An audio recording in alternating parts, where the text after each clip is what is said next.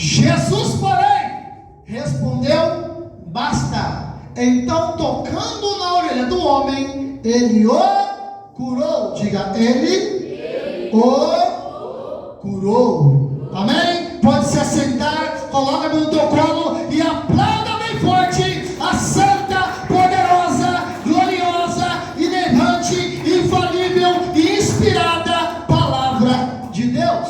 Amados, hoje eu quero que você preste muita atenção nessa mensagem, porque eu quero falar com você sobre dois servos, ou seja, sobre o encontro de dois servos. Um, o servo do Senhor Jesus, o outro, o servo do sumo sacerdote. E como esse encontro culminou em um encontro com a graça, com o amor, com a misericórdia do Senhor Jesus. Amém? Então preste atenção para que você entenda o que o Senhor quer ministrar ao meu e ao teu coração nessa noite, em nome de Jesus. É quinta-feira e os discípulos de Cristo, eles estão preparados, eles estão se organizando para celebrar a Páscoa, seguindo uma direção de Cristo, aonde queria, no ambiente queria, no cenáculo. E agora os discípulos estão eufóricos, agitados, se organizando para armar a Páscoa. Então um vai comprar ali as bebidas, o outro os comes, outro prepara a mesa, o outro limpa o ambiente. Então toda a organização e a preparação é para uma ceia de Páscoa.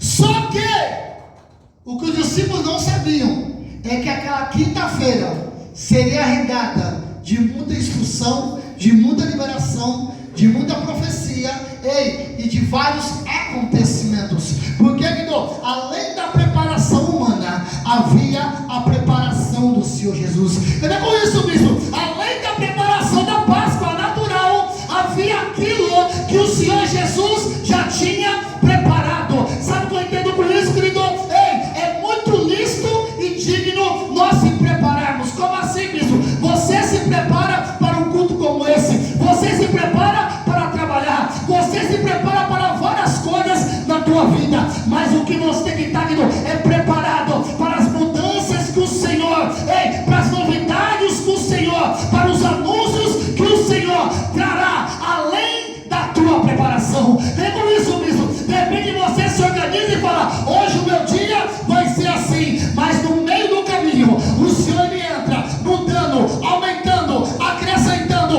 ou tirando coisas, porque isso faz parte da preparação do Senhor para a nossa vida, em nome do Senhor Jesus Cristo. E naquela quinta-feira eles vão para a celebração da Páscoa, eles sentam à mesa, eles estão ali comendo, celebrando, jubilando, felizes pela Páscoa. Só que de repente o Senhor Jesus surpreende com uma informação. Diga, uma informação. Qual a informação, bispo? O Senhor Jesus ele para a ceia de Páscoa e fala: um de vocês vai me trair. Quando o Senhor Jesus fala: um de vocês vai me trair, o povo fica impressionado, impactado, diz assim: como assim? E os discípulos começam: não vai ser eu. Outro fala: não vai ser eu. Outro: não vai ser eu. Até Jesus fala assim: aquele ao qual eu der o pão molhado, esse será o traidor. E Jesus então ele molha o pão e dá para Judas Iscariotes. Impressionantemente, Judas então levanta, Jesus olha para ele e fala: ei meu servo, ei meu filho, vai fazer aquilo que é devido. Isso acontece, então Judas agora ele levanta e ele sai da mesa. Quando Judas sai da mesa, o Senhor Jesus agora ele vai inaugurar algo que nunca tinha acontecido. O Senhor Jesus vai inaugurar algo que hoje para nós é normal, mas que para aquela época não existia. O que é isso? O Senhor Jesus Cristo ele celebra, ele inaugura pela primeira vez o que nós chamamos de ceia do Senhor, o que alguns chamam de Santa Ceia. Por que isso? Porque até aquele momento o que eles conseguiam, o que eles conheciam era a celebração da ceia de Páscoa. Páscoa, para você que não sabe, significa passagem. Ou seja, eles celebravam a saída do Egito, a passagem do Egito para a terra prometida. Mas a partir daquele dia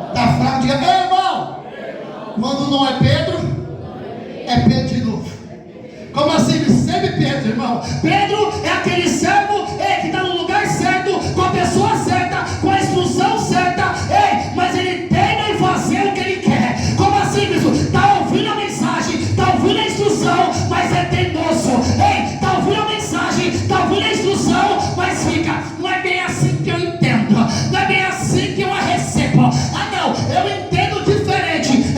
Todo servo que quer ser Pedro, ele quebra a cara. Todo servo que quer ser Pedro, ele passa no estreito. Todo servo que quer ser Pedro, ele se frustra. Como assim, bispo? Ei, Pedro, Jesus fala, vou lavar o pé de vocês. Vem Pedrão, ei, sendo Pedro, e fala, o meu pé tu não lava. Jesus fala assim, ei, se eu não lavar o pé, você não tem parte comigo. Aí vem Pedro ligeirão, então lava até a minha cabeça. Tá entendendo? Ei, ele quer negar, mas quando Jesus dá uma pisa nele, ele fala, não, então lava o pé, lava a cabeça, me dá um banho completo. Por que que não? Ei, Pedro queria a coisa do jeito dele. Ei, aí Jesus fala, Pedrão, é o seguinte, vamos descer. Pedro olha para Jesus e fala, não, jamais, Senhor, eu não aceito. Eu imagino que Pedro, talvez comovido, conduído, porque Judas foi levado como um traidor e saiu da mesa. Pedro olha para Jesus e fala assim, Jesus, aonde o Senhor for, eu estarei contigo. Eu jamais, Jesus, pode contar comigo. Jesus olha para ele e fala, toma na tua cara, Pedro, que ainda hoje tu vai me negar 3 vezes. Ei Pedro, antes que o galo cante, tu vai me negar 3 vezes. Aí eu imagino Pedro dizer assim, jamais, eu nunca farei isso. Ou seja, Jesus deu uma revelação para ele, assim, ei, eu vou te mostrar que não é do teu jeito, eu vou te mostrar que você não está tão preparado como você pensa, eu vou te mostrar, ei Pedro, que até aqui você entendeu um pouco, mas eu tenho mais instrução para você lá na frente. Aí Jesus dá a revelação, Pedro, tu vai me negar. E eu imagino Pedro pensando, jamais. É igual você, crente inabalável, crente forte, fortalecido. Eu nunca vou desistir, eu nunca vou parar, eu nunca vou retroceder, eu nunca vou largar Jesus. Sabe o que a Bíblia diz, que quem está de pé, tome cuidado para que não caia. Então para de querer, ei, usar a camisetinha do SC, do super crente. Você não é super crente, ei, você é servo, você é cristão, ei, mas se você não vigiar, você cai no nome de Jesus. Aí acontece, Pedro não quer aceitar, mas Jesus deu logo uma pisa nele. Aí ele ficou assim pensando, ih, rapaz, Jesus está falando, né? Mas eu vou me esforçar para quê? Sabe assim, eu vou me esforçar para essa revelação de Jesus cair por terra. Eu vou me esforçar para Jesus estar errado. Eu vou me esforçar para não acontecer. Ei, aí Jesus continua e fala assim, tem mais, viu? Como assim, Jesus? Tem mais, é o seguinte. Ei, lembra quando enviei vocês? Eu falei, não leva bolsa, não leva nada. Ei, agora eu digo para vocês, pegue a bolsa, pega a sacola. Se tem uma capa, vende a capa e compra uma espada. Quando Jesus fala, compra uma espada, irmão. Ei, eu imagino você pensando assim, agora é guerra. Olha para o teu irmão e fala assim, Jesus não estava incitando guerra. Não, bispo, não, você não está falando, ei. É tempo de vocês ficarem preparados. A bolsa significa o quê? Está preparado para qualquer situação. A espada não significava guerra, significava assim, vocês vão ter que se defender. O que Jesus está dizendo para eles, olha, eu estou aqui, eu defendo vocês, mas a partir do momento que eu saio daqui, é vocês que resolvem. A partir do momento que eu saio daqui, vocês que vão ter que se cuidar, vocês vão ter que se defender. Ei, do alto dos céus, eu vou derramar minha graça, eu vou derramar minha misericórdia, mas tem a parte de vocês. Como assim, bispo? Tem crente no dia de hoje que ele não tem a espada. Como assim, bispo? Ele não se protege, ele não vigia. É o tipo do crente, ei, que ele está tentando Deus. Ei, ele entra na madrugada do jeito, ele sai na rua com o celular dele mó caríssimo, porque tem crente, ei, que não tem dinheiro para comprar um carro, mas usa o celular que vale um Celta. Aí ele anda na rua assim, ó, com o Celtinha na mão. Tá no ponto de ônibus com o iPhone 14. Converter, ele vai comprar primeiro uma bicicleta para você andar. Mas não é verdade? Tá no ponto do busão, dando um dedinho pagando de iPhone 14. Ah, te converter, querido. Misericórdia. Aí acontece, é verdade. Aí acontece, aí a pessoa que não, ele é o tipo do crente que ele é o super crente, é o crentão que não tem a espada, que não vigia. Como assim, bispo? Ei, quer um exemplo? E uma das coisas que você vai na sua casa. Aí lá dentro, fala de Deus, louva, glorifica, glória, aleluia. Nós de ir embora, sabe o que você faz? Chega na porta da tua casa, você fica mais meia hora conversando na porta da tua casa. Meu irmão, quando vai na minha casa, chega na porta de casa, começar a conversar e falar, vamos entrar de novo? Por que isso? Ei, porque lá dentro é seguro, do lado de fora ele sabe que não é. Aí você está mesmo lá de fora conversando, o diabo levanta uma pessoa que te assalta, que te rouba, você fala, o diabo se levantou. Você que não usou a espada, querido, você que não vigiou, ou seja, você abre oportunidade, você cria oportunidade, o diabo só age no nome de Jesus. Ou seja, não, para de abrir legalidade, ei, usa a espada, aprende a se cuidar, aprende a vigiar, para de ficar, ei, abrindo o legalismo, para que você não possa agir na tua vida, no nome de Jesus. Então, irmão, é tempo de nós, ei, temos a bolsa, temos a sacola e temos a espada. Ou seja, é tempo de você parar de ser o religioso que fala assim, o Senhor está me guardando, aí o Senhor, Ele me protege. Sim, Ele protege, mas você faz a sua parte, ou seja, faz o seguro do carro, faz o seguro da moto, se cuida, vigia, está entendendo, querido? Para de querer ser o religiosão, o que, não, comigo não acontece nada, porque quando acontece, quem vai chorar é você, quem vai amargar é você, quem vai sofrer é você. Então, irmão, é tempo de você que doei, se posicionar com a bolsa, com a sacola e com a espada no nome de Jesus Cristo. Quando Jesus fala isso, ei, os discípulos não entenderam. Mas sabe o que fala para Jesus? Jesus, temos 2 espadas. Olha só, estamos com 2 espadas que me deixaram com a guerra. Aí Jesus fala para ele assim, tá bom, é o suficiente. Querido, se fosse guerra, que Jesus quisesse 2 espadas e essa guerra para proteger 11 homens, nunca.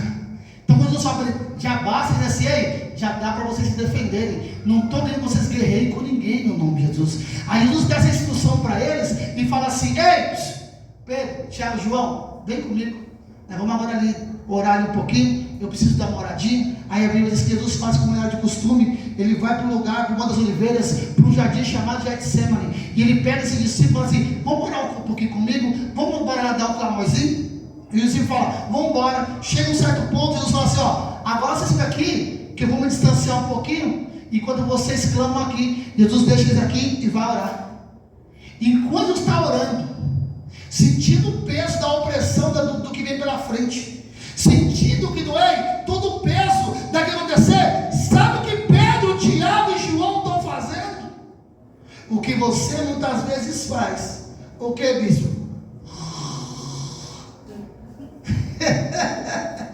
Pedro, Tiago e João roncando, irmão, dormindo, babando, Jesus lágrimas, orando, sentindo o peso, a opressão. A Bíblia diz que era tanta a opressão que Jesus começou a transpirar, a suar sangue. Começou a suar sangue. E os discípulos fazendo o quê? Roncando. A Bíblia diz que Jesus ele volta, olha para eles e fala assim, misericórdia, irmãos, vocês não conseguem orar um pouquinho comigo? Aí vem uma frase, uma instrução maravilhosa, que nós temos que levar para a nossa vida. Qual? Vigiar e orar para que vocês não caiam em tentação. Jesus fala, se posicionem, fiquem na vigilância, para que vocês não caiam em tentação. Quando Jesus fala isso para eles, que naquele mesmo instante, enquanto Jesus está falando, eles começam a ouvir um tropel, quase que de um exército, eles começam a ouvir passos vindo na direção deles, eles começam a ouvir pessoas marchando e vindo na direção deles. Sabe por quê, lembra quando Jesus falou para Judas, vai e faz o que você tem que fazer? Sabe o que Judas fez? Judas correu até o sumo sacerdote Caifás e falou assim, essa oportunidade que eu falei para vocês, eu sei onde Jesus está. Jesus tem o costume de ir para o Getsemane, para o Monte das Oliveiras para orar. Vamos lá, que vocês vão encontrar ele lá. Vamos lá. Aí os outros falam assim, mas como nós vamos saber quem é Jesus? No meio da escuridão, no meio do monte. Fica tranquilo, chegando lá, aquele que eu dou uma bitoquinha, eu dou um beijo, esse é Jesus. Aí eles falam assim, então tá bom. Caifás então agora, ele chama os seus soldados do templo, chama algumas tropas romanas, escuta bem, chama o seu servo, o servo do sumo sacerdote. Quem é o servo do sumo sacerdote? O servo do sumo sacerdote é aquela pessoa que é separada, que é instruída, como discípulo do sumo sacerdote. Um cara, que desde pequeno, ele já é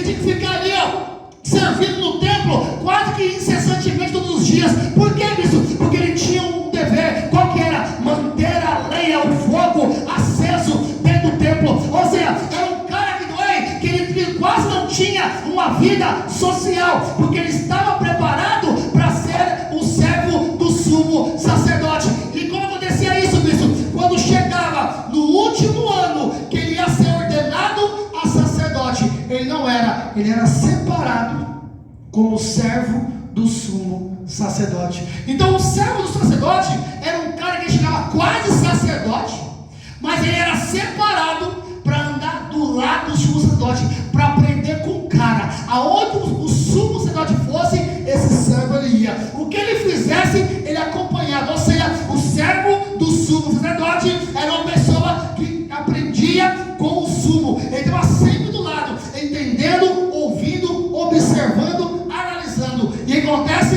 Caifás olha para esse servo, e sabemos por causa de João capítulo 18, que esse servo chamava Malco. Malco quer dizer rei ou reino. Então agora Caifás olha para esse Malco e fala: Malco, é o seguinte, acompanhe essas pessoas, porque você é meu servo, e eu quero que você traz esse Jesus preso junto com eles.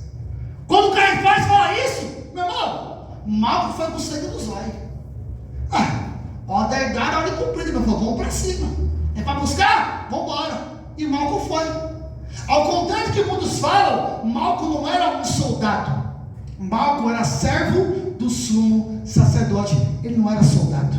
Era um rapaz preparado e lapidado para se tornar futuramente um sumo sacerdote. E agora Malco está indo juntinho com essa tropa. Jesus está aqui, cobrando os discípulos, dando uma pilha de discípulos, até que de repente chega Malco e a tropa. Ô seguidor, Jesus está aqui, Jesus no meio. Aqui está Pedro, Tiago e João. Do outro lado aqui, está Malco e toda a tropa, incluindo Judas Iscariotes. E quando chega, a Bíblia diz que quando eles estão chegando, o próprio Jesus se antecipa, segundo João 18, e fala assim: quem vocês estão procurando?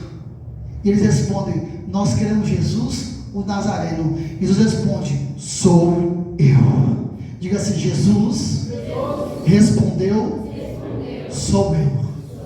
Como é simples isso? Quando Jesus fala: sou eu, aqueles homens caíram por terra, aqueles homens não resistiram o peso da glória. Por quê? Porque quando Jesus fala sou eu, ele usou a mesma palavra em grego, que é a mesma palavra do hebraico, que diz Erier, Asher, Erier. Ou seja, quando Deus aparece para Moisés no monte e fala: ei Moisés, eu sou o Erier, Asher, Erier, eu sou o que sou.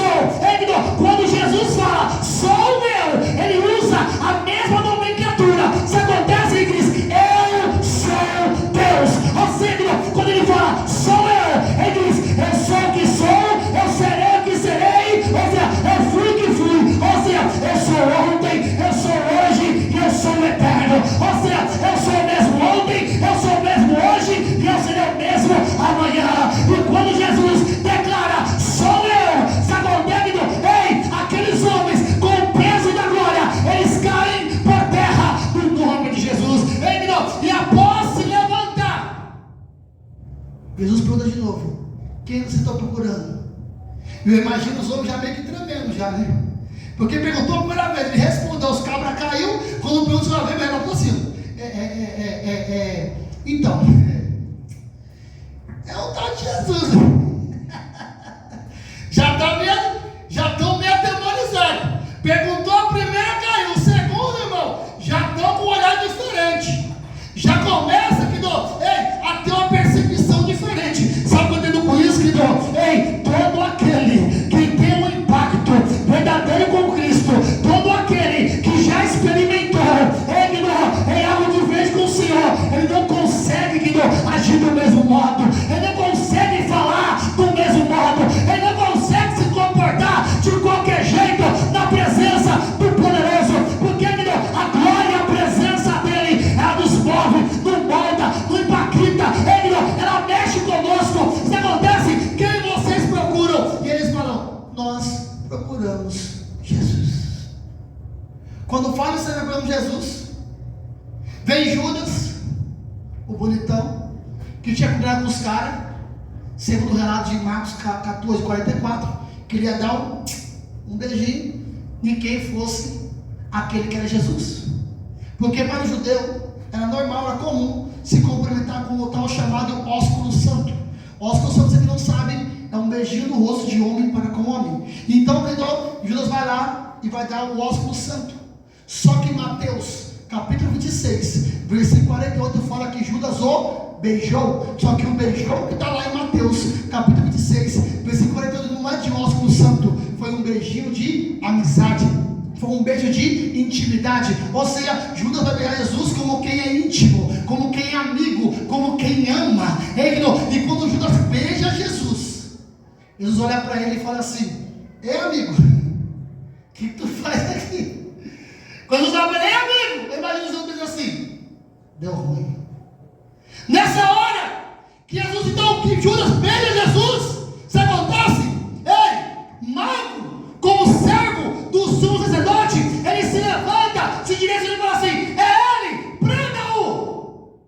Quando Marco aponta o dedo ferozmente, dizendo: é ele que cai e faz quer, é ele que é para ser preso, é esse cara que nós queremos, ele é o herege, é ele que vai ser. Nessa hora, os soldados se preparam para ir.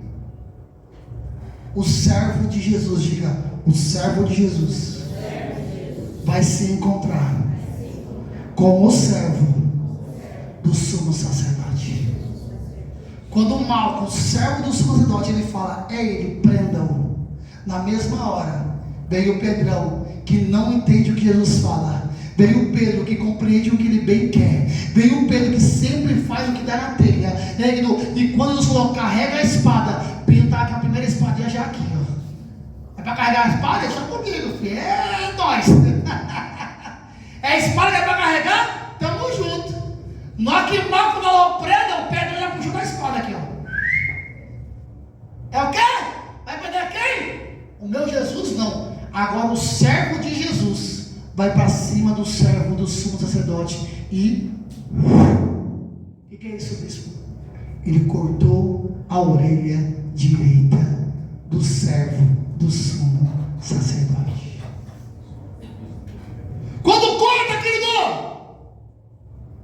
podemos imaginar Marco colocando a mão, querido, como diz assim: não, isso não, tudo menos isso. Que isso? Por que, bispo? Porque na unção de sumo sacerdote, na unção sacerdotal, é ungido com o sangue que era aspergido, a pontinha da orelha direita, era ungido, o polegar direito da mão, e era ungido o polegar do pé esquerdo, do pé direito. Ou seja, quando o Marco vê a sua orelha direita sendo cortada, ele fala assim: deu ruim. Por quê? Porque só podia ser sumo sacerdote se não tivesse defeito. Sem uma orelha não tem como ser sumo sacerdote, sendo principalmente a orelha direita que tem que ser ungida. Ou seja, o sonho de Marco naquela hora está acabado. E aqui, meu irmão, uma coisa forte demais: que você não seja esse servo que eu vou falar agora.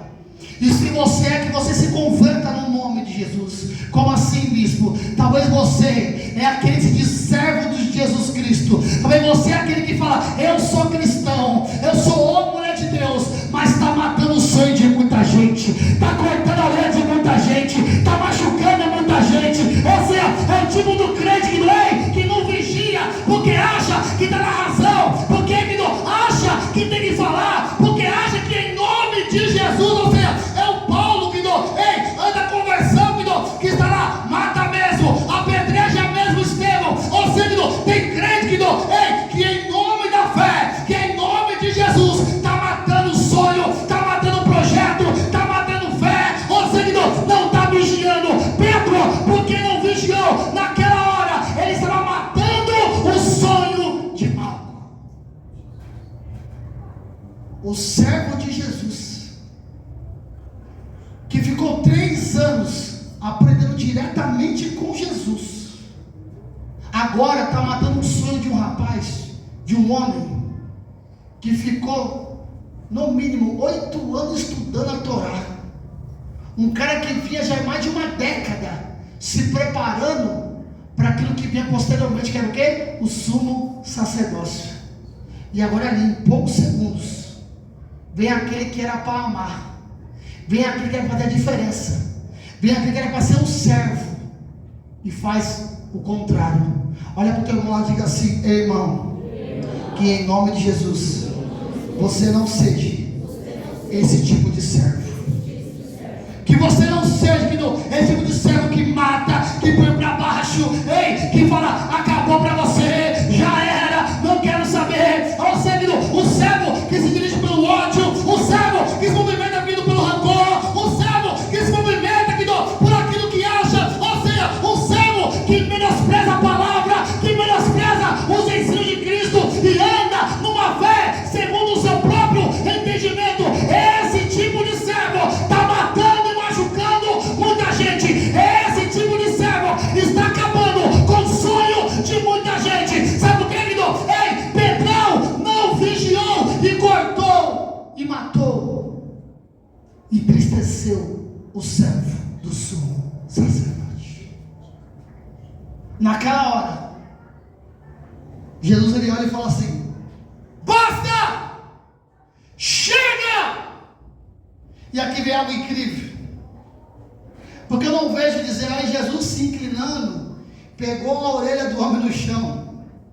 Jesus pegou aquilo que tinha caído, não.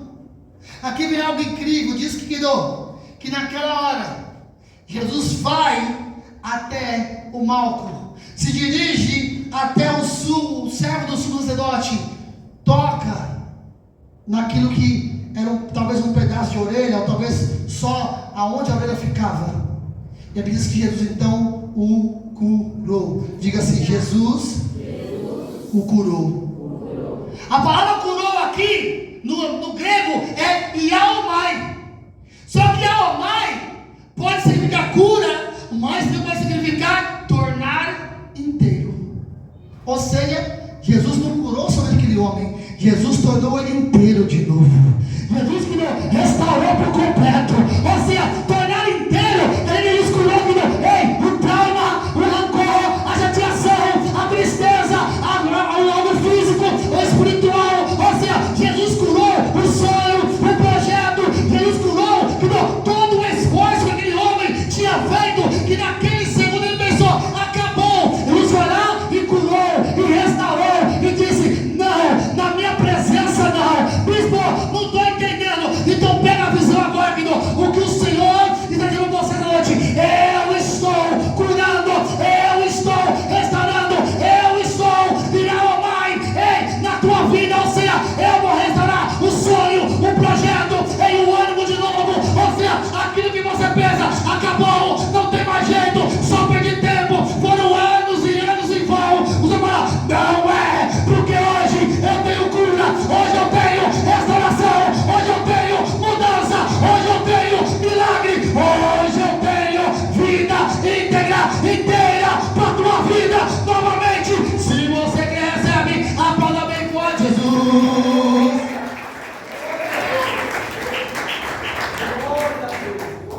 Jesus torna inteiro de novo.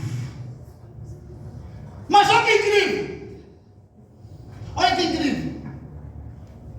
Pedro, o servo do Senhor Jesus, ele cortou a orelha do servo do sumo sacerdote. Logo, diga logo, Pedro tinha que ser preso. Pedro agrediu o servo do sacerdote. Logo Pedro tinha que ser preso. Logo Pedro ia junto com Jesus ser preso. Só que aí vem Jesus e fala assim: ei, me levem, mas deixa os meus ilesos. O que com isso, bispo? O encontro de Pedro com Malco gerou o encontro de ambos com a graça, com a misericórdia, com o amor de Jesus Cristo. Por quê? Porque o Pedro, servo do Senhor Jesus Cristo, não foi preso, e Malco, o servo do sacerdote, ele pôde voltar a sonhar de novo com o seu sumo sacerdócio, pôde voltar a sonhar com aquilo que ele tanto queria, pôde voltar a sonhar com aquilo que ele almejava. Cadê com isso, bispo? Quer dizer que talvez você, irmão, cometeu erros. Quer dizer que você, irmão, talvez no meio do caminho, cometeu deslizes. Talvez você no meio do caminho está sendo Pedro, que está equivocado, que está emocionado, que está impulsionado. Ou seja, também você, meu querido, é o Pedro que não está vigilante. Ou seja, porque não está vigilante, querido, está falando demais, agindo demais, se movendo demais, e isso só está querendo te causar danos e percas. Mas o Senhor diz para você nessa noite: eu sou Jesus que hoje te dou o livramento. Hoje eu sou Jesus que te dou uma nova chance. Eu sou Jesus que ajo na tua história e digo: o teu ministério, o teu sonho, o teu projeto, a tua vida, a tua casa, a tua família, tudo que é teu, eu restauro, eu mudo, eu brado, eu faço inteiro de novo. Se você quer isso, aplauda bem forte, Jesus.